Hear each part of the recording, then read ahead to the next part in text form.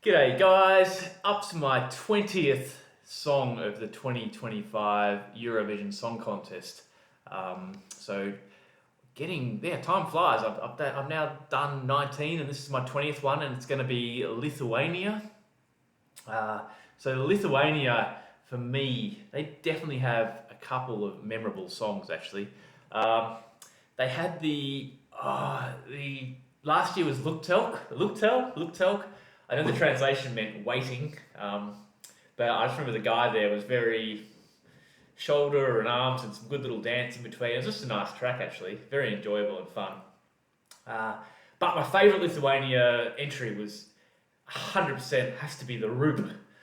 The Roop with the Let's Discotheque and Dance Alone. That was so good, so much fun, all the dancing and the lead, the singer guy with these two dancers. It was just so good. Such a simple concept, but so well done. And during COVID, it just really hit the right spots because we were all at home, and it was like, yeah, we have to dance at home, and that was my favourite entry that year. That was so much fun, and he was just the I think using the word discotheque in any Eurovision song, you definitely get extra points from Australia. Like it's just such a sort of iconic thing to do in Eurovision. Yeah. Anyway. Today, I'm looking at Lithuania's 2025 entry. So that is called Tavo akys by Katarsis. So this sounds like we're getting yet another native language song. Wow, I can't remember there being a Eurovision with so many native language songs. This is so fantastic to see because it makes the song sound so much more amazing. So I hope we get another one here that's just as good in their native language. But anyway, let's get on with it with Lithuania.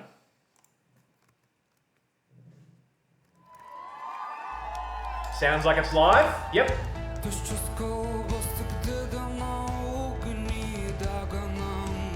Very dark already. Is it native language? Okay, we've got a band.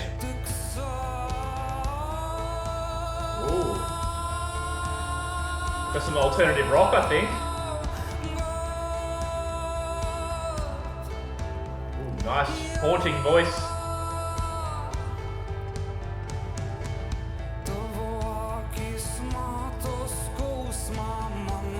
Very haunting voice.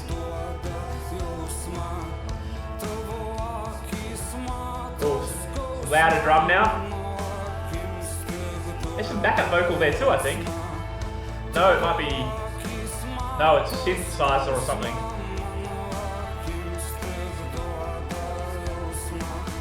Very atmospheric. I feel the dark clouds, grey clouds circling.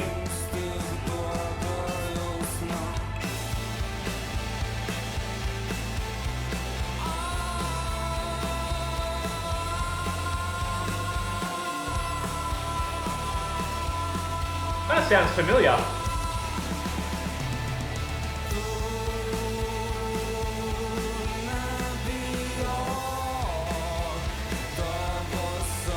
Sounds like Radiohead a bit.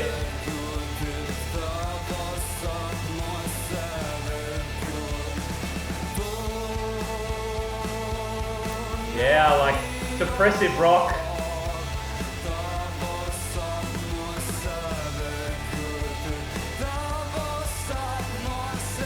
Ooh. Really good anxiety in the music too. Oh, remove the music.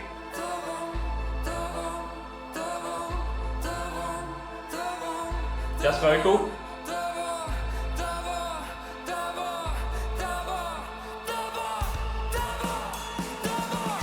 Nice. Nice.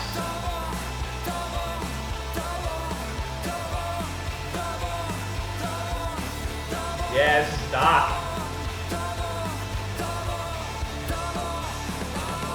This is a great live performance. Wow, that's a long note too. Yeah. Pain. Anxiety.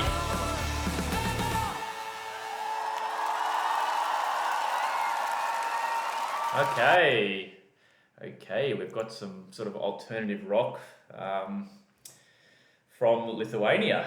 Man, it's just my first impression was his voice is very good for doing a live version of this and in this style of music.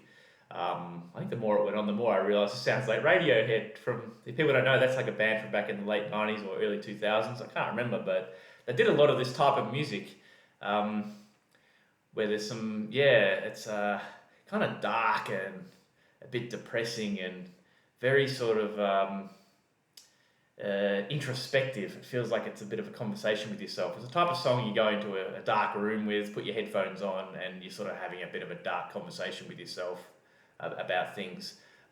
That's the sort of feeling I get from this. And there were some visuals in the background there where they actually had the clouds and some, I think there was like some meteor or asteroids eventually towards the end that were sort of just throughout the background imagery. It didn't start with that. It started just with some dark clouds, and then it sort of exploded into a big storm, I guess. And that sort of matched and went with what the song did too. So it sort of started very slow and quiet and just sort of, I wouldn't say talking, he was still singing, but by the end, he sort of really let out this, I don't know, this emotion or this feeling. And the visuals started to match that things had gotten a little bit more out of hand. So it sounds like a song about fighting some anxiety or depression maybe, or some things that aren't, sort of hard topics to talk about, I guess. This is just how it feels and sounds. Maybe it's about something else, but it just gives me that kind of impression that it's about sort of, some struggle happening internally. And this is a bit of like I said, an introspection about what's happening.